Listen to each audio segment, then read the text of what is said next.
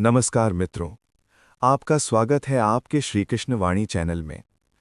हम श्रीमद् भगवत गीता का स्मरण करते हैं तो ये केवल एक ग्रंथ का परिचय नहीं होता, बल्कि उस दिव्य चेतना का आह्वान होता है जो स्वयं भगवान श्री कृष्ण के मुख से निकली हुई अमृत वाणी है।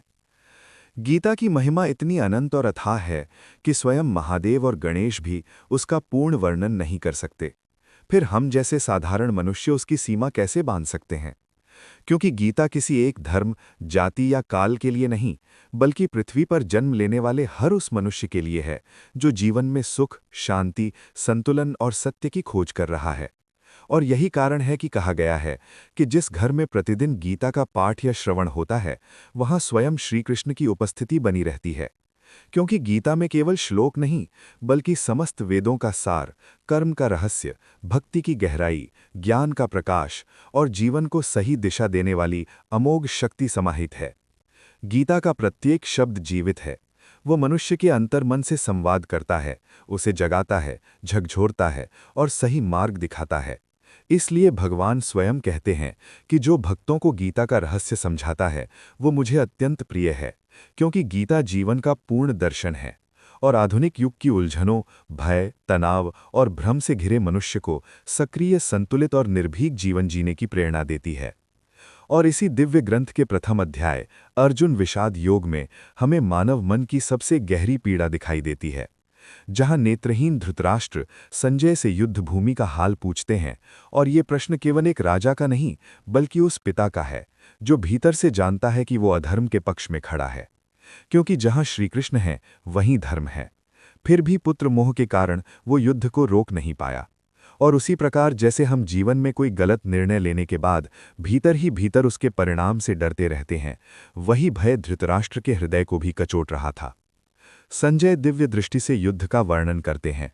दुर्योधन का अहंकार, उसकी वाणी में छिपा हुआ भय, पांडवों की सेना को देखकर गुरु द्रोणाचार्य के पास जाना, अपनी शक्ति गिनाना और भीष्म के संरक्षण का ढिंढोरा पीटना, ये सब उसके भीतर की असुरक्षा को प्रकट करता है।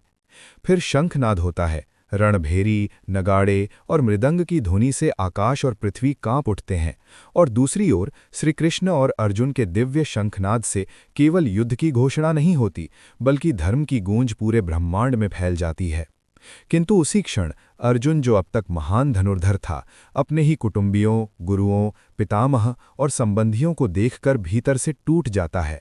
उसका शरीर कांपने लगता है, मुख सूख जाता है, गांडीव हाथ से गिर पड़ता है और उसके हृदय में करुणा, मोह और शोक का ऐसा सागर उमड़ पड़ता है कि वो युद्ध को ही व्यर्थ मानने लगता है। वो कहता है कि न उसे विजय चाहिए, न राज्य, न सुख, क्योंकि अपनों का रक्त बहाकर मिला हुआ राज्य उसे स्वीकार नहीं। वो वंश के नाश, कुल धर्म के पतन और समाज के अधःपतन की कल्पना से भयभीत हो उठता है। और यहाँ अर्जुन केवल अर्जुन नहीं रहता, बल्कि हर वो मनुष्य बन जाता है जो जीवन के किसी बड़े निर्णय के मोड़ पर खड़ा होकर भावनाओं और कर्तव्य के बीच टूट जाता है और अंततः शोक से अभिभूत होकर धनुष बाण त्याग कर रथ के पीछे बैठ जाता है।